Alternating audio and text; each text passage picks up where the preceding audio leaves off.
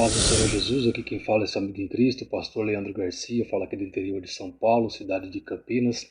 Neste momento nós estaremos estudando junto a disciplina de Teontologia, conhecida também como Teologia Própria, e nós estaremos tratando sobre a existência de Deus e o conhecimento de Deus. Quando nós procuramos conhecer a Deus através de sua palavra, existe um princípio. Primeiro nós temos que crer que ele existe. Hebreus capítulo 11, versículo 6. Ora, sem fé é impossível agradar-lhe, porque é necessário que aquele que se aproxima de Deus creia que ele existe e que é galardoador dos que o buscam. Quando se fala em crer em Deus, nós temos uma grande dificuldade, pois a partir do nosso ponto de vista humano, nós teríamos que nos relacionar com ele, conhecê-lo bem, para depois crermos nele. No entanto, conhecer a Deus não significa provar a sua existência através de provas formais. Primeira carta de Paulo aos Coríntios, capítulo 8, versículos 5 e 6, está escrito assim: porque ainda que haja também alguns que se chamem deuses, quer no céu, quer na terra, como há muitos deuses e muitos senhores, todavia para nós há um só Deus, o Pai, de quem é tudo e em quem estamos, e um só Senhor Jesus Cristo, pelo qual são todas as coisas e nós por ele.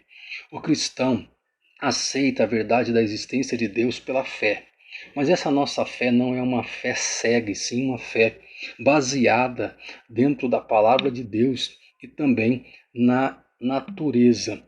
A Bíblia, nós vamos ver Deus se revelando através da sua palavra e também através da natureza. Nós observando a natureza, vamos ter as revelações de Deus através da natureza. Porém, Deus ele é incompreensível ao nosso raciocínio, está muito além da nossa compreensão humana.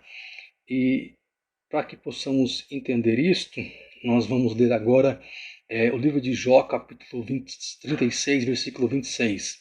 Eis que Deus é grande e nós não o compreendemos, e o número dos seus anos não se pode calcular. Então nós temos aqui que Jó está dizendo que nós não o compreendemos. Veja o que está no Salmo de número 139, verso 6.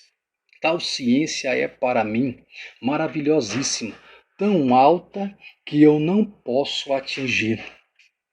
Não sabes, não ouvistes, que o eterno Deus, o Senhor, o Criador dos confins da terra, nem se cansa, nem se fatiga? Não há esquadrinhação do seu entendimento. Isaías 40, versículo 28. Ainda no livro de Isaías, capítulo 46, versículo 5, está escrito assim: a quem me fareis semelhante? E com quem me igualareis e me comparareis, para que sejamos semelhantes? Olhe o que o apóstolo Paulo escreve na sua carta aos Romanos, capítulo 11, versículo 33. Ó profundidade das riquezas, tanto da sabedoria como da ciência de Deus! Quão insondáveis são os seus juízos e quão inescrutáveis os seus caminhos! Aqui nós vemos que a grandeza de Deus ultrapassa os limites do raciocínio humano. Se ele pudesse ser plenamente conhecido, compreendido pela mente humana, ele deixaria de ser Deus. Mas nesse nosso presente estudo, nós estaremos estudando a doutrina da teontologia, da teologia própria, ou seja, estaremos buscando conhecer a Deus não através do nosso ponto de vista humano, e sim por intermédio e através do seu Espírito, o Espírito Santo que habita em nós. Ele é que vai nos ensinar. Evangelho de Jesus Cristo, segundo escreveu João, capítulo 14, versículo 26, está escrito assim: mas aquele Consolador, o Espírito Santo, que o Pai enviará em meu nome, esse vos ensinará todas as coisas. Olha o que ele está dizendo: esse vos ensinará todas as coisas e vos fará lembrar de tudo quanto vos tenho dito. Ainda falando sobre esse assunto, vamos ver o que Paulo escreveu na sua carta, 1 Coríntios, capítulo de número 2, versículos do 11 ao 16, que está escrito assim: porque qual dos homens sabe as coisas do homem, senão o espírito do homem que nele está?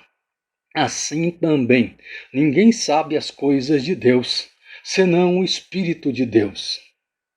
Mas nós não recebemos o Espírito do mundo, mas sim o Espírito que provém de Deus, para que pudéssemos conhecer o que nos é dado gratuitamente por Deus, as quais também falamos, não com palavras que a sabedoria humana ensina, mas com o que o Espírito Santo ensina, comparando as coisas espirituais com as espirituais.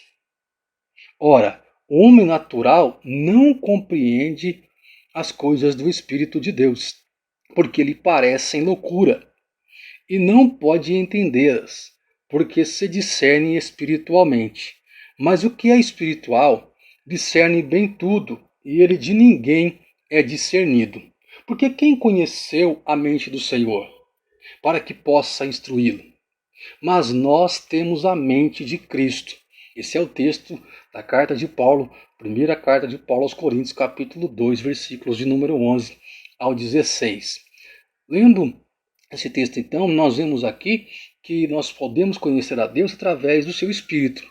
Então existe um grande convite para nós ao lermos Oséias capítulo 6, versículo 3, a parte A. Então conheçamos e prossigamos em conhecer ao Senhor. Por que conhecer e prosseguir em conhecer a Deus? Porque a revelação de Deus ela é progressiva. Veja o que está escrito na carta aos Hebreus capítulo 1, versículo 1. Havendo Deus antigamente falado muitas vezes, de muitas maneiras aos pais pelos profetas, a nós falou-nos esses últimos dias pelo Filho.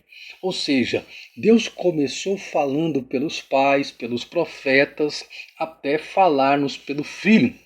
Isso nós entendemos quando nós observamos as formas que Deus e as maneiras que Deus vem se revelando aos homens, porque Deus se revelou, se manifestou de várias formas e maneiras, como por exemplo, como rocha, como fogo, como nuvem, anjo do Senhor, Senhor dos exércitos, até a plenitude da revelação que é a pessoa de nosso Senhor e Salvador Jesus Cristo.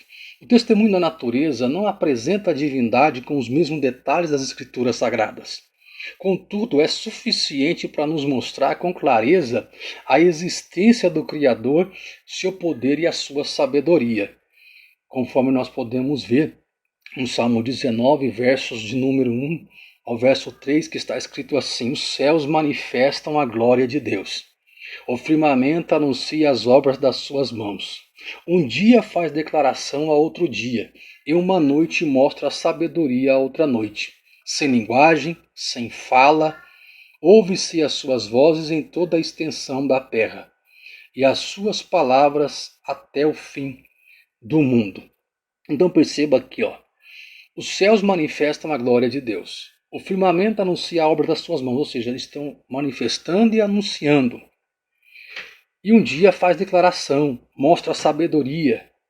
Só que interessante é que o texto vai dizer aqui, sem linguagem, sem fala, ouve-se as suas vozes em toda a extensão da terra, e as suas palavras até o fim do mundo. A natureza anuncia, a natureza revela a divindade para nós. A natureza é uma prova irrefutável da existência do Criador. O Novo Testamento nos mostra que a própria criação exige do raciocínio humano a existência de um Criador. Carta de Paulo aos Romanos, capítulo 1, versículo 20, vai estar escrito assim: porque as suas coisas invisíveis, desde a criação do mundo, tanto o seu eterno poder como a sua divindade, se entendem claramente, se veem pelas coisas que estão criadas, para que eles fiquem inexcusáveis. Então, claramente, nós podemos ver e conhecer e ter a revelação da divindade por meio das coisas que estão criadas.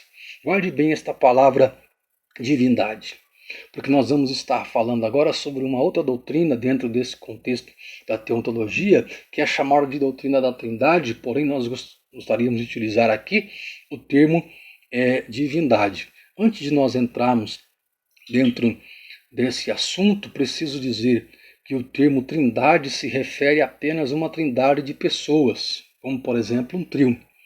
Numa trindade de deuses, porque nós fôssemos assim pensar, nós teríamos então uma pluralidade de deuses, e isso não é bíblico, isso não é o que Deus nos ensina, isso não é o que o Espírito Santo nos ensina. Nós não temos e nem cremos numa pluralidade de deuses, mas nós somos monoteístas e cremos em um único e verdadeiro Deus. Mas o termo divindade é um termo bíblico, por isso nós utilizamos esse termo divindade ao invés de trindade.